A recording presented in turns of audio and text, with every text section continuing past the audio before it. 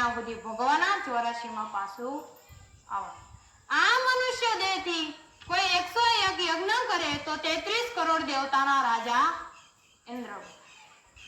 તો એ ભક્તિ કરવાથી જ્યાં સુધી ઇન્દ્રનું પદવી હોય ત્યાં સુધી ઇન્દ્ર પદવીમાં રાખે, પાછું 84 ભોગવવા આવવાનું. આ મનુષ્ય દેહથી કોઈ યજ્ઞ કરે તો યજ્ઞ કરવાથી આગલા જન્મમાં ધનવાન બને, એની પાસે ખૂબ ધન હોય. આ મનુષ્ય દેહથી જેવી ભક્તિ કરવી એવું ફળ મળે, પણ 84 લાખ યોની છૂટે નહીં.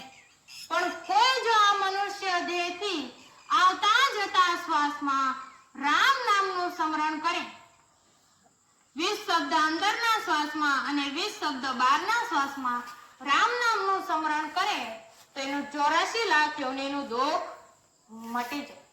આપણા જગતની અંદર જ આપણે દાખલો જોઈ લો કે જ્યારે કોઈનો અંતિમ સમય આવે ત્યારે મરદાને એવું પાડે તો શું કે રામ બોલો ભાઈ રામ. કેમ એ જ તે સહસ્ત્ર નામ આ દુનિયામાં શેક નહીં, પણ રામ નામ બોલવાથી મોક્ષની પ્રાપ્તિ થાય છે.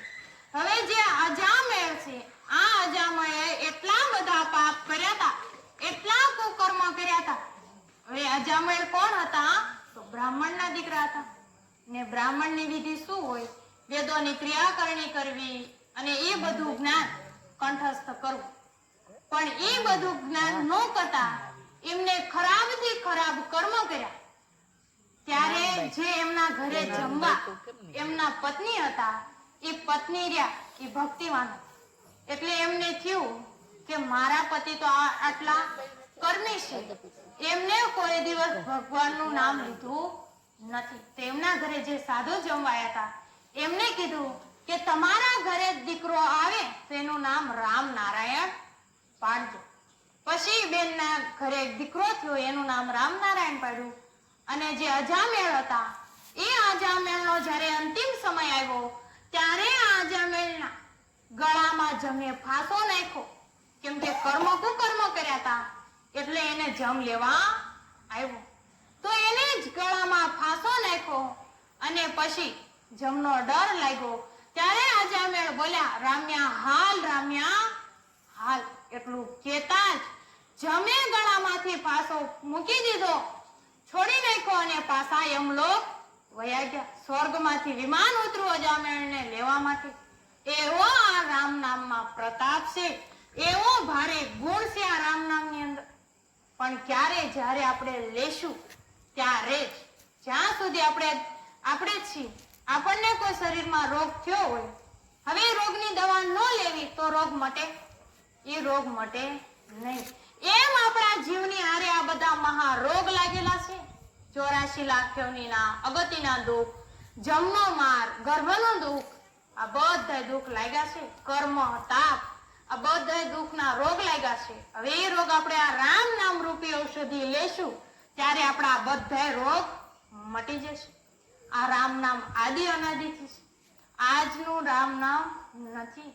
જ્યારે આ સૃષ્ટિની રચના નથી થઈ ત્યારે સતનામ હતું, રામ નામ હતું. અને આજે છે ને આવતીકાલે રહેશે. એવો કોઈ સમય નહીં હોય કે જ્યારે રામ નામ નહીં હોય. આ રામ નામ જૂનું છે, જાણવેતું છે. આપણા ગઈઢિયા જ્યારે ડાયરામાંથી ઊભા થતા ત્યારે શું બોલતા?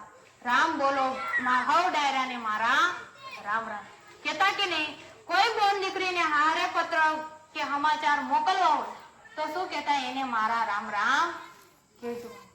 આમ આપણે બધાએ આ રામ નામ જૂનું અને જાણીતું છે એટલે સંતોએ કીધું જૂનું અને જાણીતો ધર્મ સંતો ભાઈ લેજો. આ જે રામ નામ છે એ મીરાબાઈએ લીધું. મીરાબાઈએ લીધું જ્યાં સુધી મીરાબાઈને 36 વર્ષ પછી મીરાબાઈને સંત રોહિદાસ મળ્યા. હવે મીરાબાઈ કેટલા ધનવાન હતા, એમને તો હોનાના કટોરે દાન કરેલા. પણ મીરાબાઈને જ્યારે 36 વર્ષ પછી સંત રોહિદાસ ગુરુ મળ્યા ત્યારે મીરાબાઈને કીધું કે મીરાજે તારે તરે અને જે ડૂબે એ ડૂબાડે. ત્યારે મીરાબાઈને જ્ઞાન લાગી ગયું કે મારે તરવા માટે સત નામનો આધાર લેવો પડશે. પછી મીરાબાઈએ રામ નામના જ ભજનો ગાયા. પાયો જી મેને રામ રતન ધન પાયો, ખર્ચે ન ફૂટે ચોર ન લૂટે દિન દિન બળદ સવાયો. રાણાજી મને રામ રમકડું મળ્યું, મને મારો રામજી ભાવે, દૂજો મારી નજરોમાં ન આવે, જગ મને લાગ્યો ખારો. મીરાબાઈએ કીધું કે એવા વરને વરી હું શું કરું, જે આજ જન્મીને કાલ મરે. રે હું તો એવા વરને વરું કે મારો ચૂડલો અમર થઈ જાય. તો એમને કયા વરને વરવાનું કીધું તું? જે આપણા દેહની અંદર આ જીવરૂપી સુંદરી છે, આ જીવરૂપી સુંદરીને પરમાત્મા રૂપી પુરુષ હારે વરવાનું કીધું. એમને આ ભેદ આપ્યો કે હું વરીશ તો એવા વરને વરીશ કે મારો ચૂડલો અમર થઈ જાય. તો મીરાબાઈએ લીધું, કબીર સાહેબે લીધું, દાદુજી, દરિયાવજી, રંકા, બંકા આ બધાને લીધું, પ્રહલાદે લીધું. જે રામ છે એમને પણ રામચંદ્રએ પણ રામ નામનું નામ લીધું. જે સીતાજી છે એ સીતાજીએ, હનુમાને, લક્ષ્મણે આ બધાને રામ નામ લીધું. જ્યારે રામ વનવાસમાંથી પાછા આવ્યા અયોધ્યા અને આવી અને હનુમાનને ખુશ થઈ અને માળા આપી, ત્યારે હનુમાન બાજુમાં બેઠા બેઠા માળાના મણકા તોડતા હતા. તો લક્ષ્મણ જોઈ ગયા અને કીધું કે ભાઈ તને રામે ખુશ થઈ આવી માળાની મણકા આપી છે, તો તું શું કામ તોડસ? ત્યારે એને કીધું કે રામ આ માળાના મણકામાં નથી, રામ તો મારા હૃદયની અંદર છે. તો આ જગતના લોકોએ શું કર્યું? હનુમાનની છાતી ફાડીને રામ સીતાનો ફોટો લગાવી દીધો. પણ એમને એ રામની વાત નથી કરી, એમને કુદરત માલિક પરમાત્મા રામજીની વાત કરી હતી. ત્યારે લક્ષ્મણે પૂછ્યું કે તમને આ ભેદ આપ્યો કોને? તમને આ જ્ઞાન બતાવ્યું કોને? તેમણે કીધું કે મને સીતાજી આ રામ નામનો ભેદ આપ્યો. તો લક્ષ્મણને થયું કે સીતાજી તો આપણાથી ક્યાંય આઘા જવાના નથી, આ થઈ જાય ઘરની વાત, તો પછી ક્યારેક પૂછી લે. જ્યારે સીતાજી ધરતીમાં હમાવાઈ ગયા ત્યારે લક્ષ્મણે કીધું કે સીતા માતા ઉભા રહ્યો, તમે જે હનુમાનને ભેદ આપ્યો છે મને ભેદ આપતા જાઓ. ત્યારે સીતા માતા બોલ્યા રામાયણની સાખી, मैं भी माया तू भी माया, माया राघव राय, परम पद की चाय हुए तो सत शब्द मन लाવો. અરે હું માયા છું, તમે માયા છો, અને જે રાઘવ છે એ પણ માયા છે, અને જે લંકાના રાજા રાવણ હતા એ પણ માયા છે. આપણે બધાય માયા છીએ. પણ આપણે જો સત શબ્દ જોતો હોય, પરમ મુક્તિ જોતી હોય, મોક્ષની પ્રાપ્તિ કરવી હોય તો રામ નામનું સ્મરણ કરો. આનાથી આપણા જીવની ગતિ થઈ જશે. આ બધાએ રામ નામનું સ્મરણ કર્યું. તો આ રામ નામ આ બધાએ લીધું. અને આ જે સદગુરુ છે એ સદગુરુ આપણને સાચો ભેદ ક્યારે બતાવે? આ સૃષ્ટિની અંદર સદગુરુ જે છે એ આપણને સાચો ભેદ બતાવે. જે સદગુરુ એટલે કે જે સદગુરુ છે, આ સદગુરુ જે છે એ આપણે જે પિંડ છે એની અંદર ખંડ અને બ્રહ્માંડ આ બધું બતાવી દે, એને કહેવાય સદગુરુ. જે આ છે ત્રિગુણી માયા, અને જે આ હોંકાર પાર બ્રહ્મ છે, અને આ સત્સ્વરૂપ પદ છે, આ બધા પદ આપણા આ દેહની અંદર બતાવી દે, એને કહેવાય સદગુરુ. સદગુરુ કોને કહેવાય? સદગુરુ કહેવાથી સદગુરુ બને નહીં. સદગુરુ માટે સદગુરુની પદવી મેળવવી જરૂરી છે. જે માયા કોઈને કોઈ પદવી મેળવી હોય તો એને કંઈક બનવું હોય તો એ માટે એનું કાર્ય કરવું પડે. તો એવી રીતના જે આ ત્રિગુણી માયા છે એટલે પાતાળ, 21 સ્વર્ગ, યમપુરી, બ્રહ્મા, વિષ્ણુ, મહાદેવ અને શક્તિ, અને આ મૃત્યુલોક, આ બધું ત્રિગુણી માયા ખંડ, આને કહેવાય ખંડ. આકાશથી પાતાળ સુધીને કહેવાય ખંડ, અને એની પરે જે છે એને કહેવાય બ્રહ્માંડ. આ ખંડ અને બ્રહ્માંડ આપણા પિંડની અંદર બતાવી દે, એને કહેવાય સદગુરુ.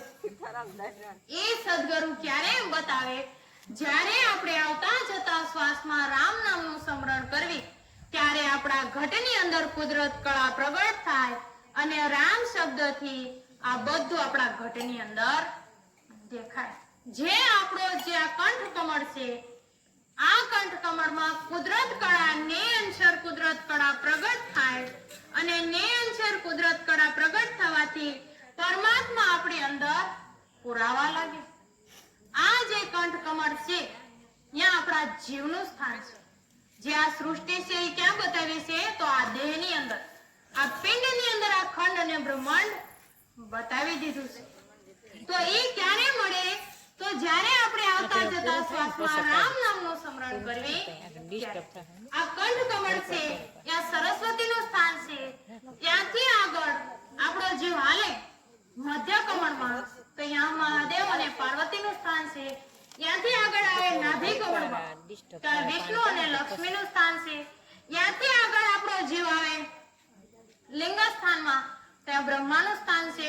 મૂળ ઘર ઉપર ગણપતિ છે અને આપણે કરોડરજ્જુ જે છે, જે આપણી કરોડરજ્જુ આ મણકા છે પીઠ પાછળ, એ છે 33 કરોડ દેવતાના વાસ.